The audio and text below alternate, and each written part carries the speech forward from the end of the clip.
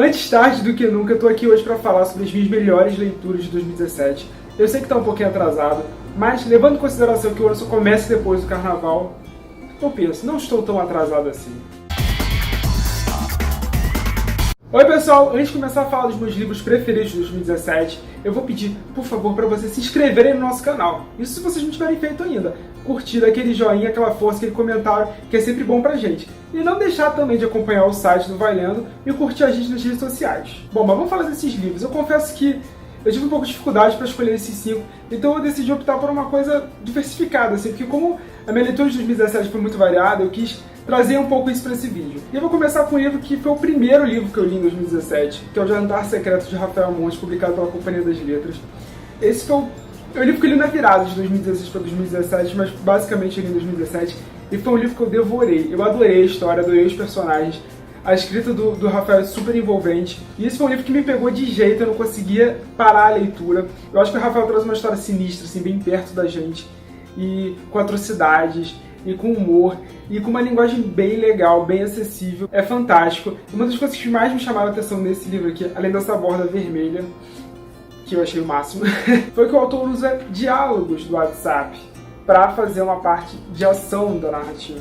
Inclusive com imagens, com memes, assim, então é bem divertido, isso me chamou muita atenção, eu adorei.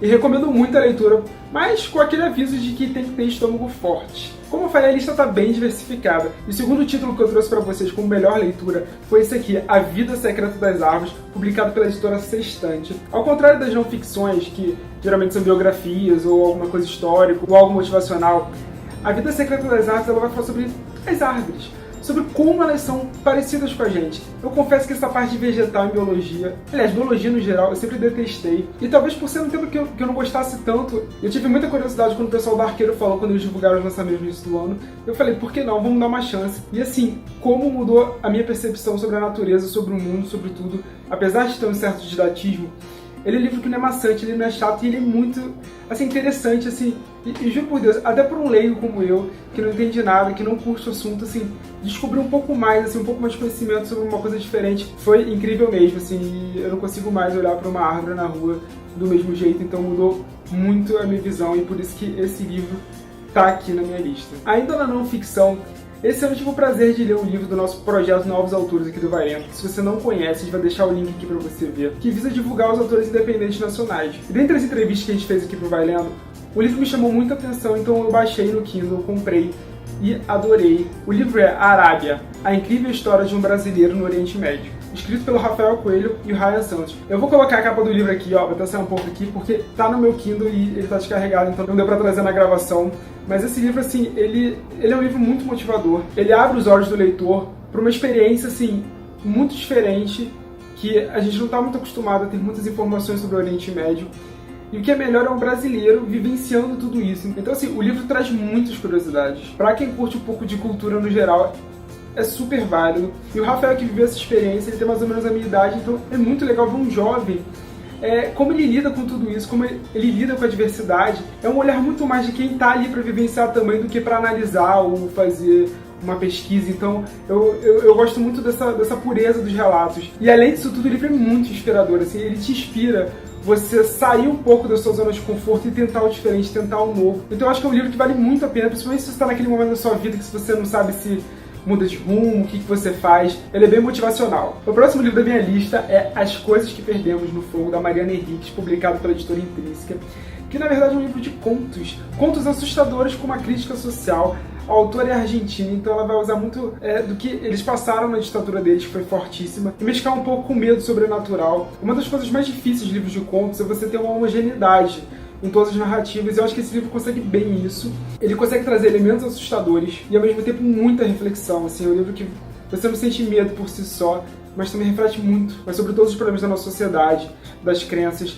É bem interessante. E o último conto que dá título a esse livro, eu tive que ler umas 2 vezes, assim, porque eu fiquei muito chocado com o tema debatido. Fala sobre mulheres que ateiam fogo no próprio corpo.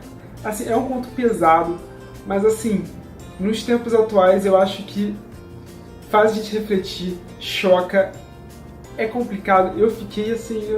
É difícil que eu não posso falar muito de conto, você não perde a graça, mas enfim, eu gostei muito, recomendo. Eu acho que é uma leitura também para você variar um pouco desse eixo de língua inglesa, conhecer um pouquinho mais dos nossos irmãos argentinos. E pra finalizar, eu vou escolher outro livro que tem a borda vermelha, cara. Acho que 2017 foi um dos livros borda vermelha, que é O Escravo de Capela, do Marcos de Brito.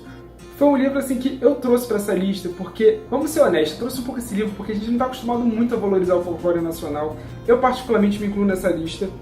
E esse livro ele vai falar um pouco da lenda do Saci, só que de uma maneira bem aterrorizante. E assim como as coisas que nós perdemos com fogo, ele é bem real. Assim, a violência contra o negro, contra o escravo, é indescritível, é muito complicado. E ele é um livro que a princípio vai seguir bem arroz com feijão de narrativa, mas tem uma virada.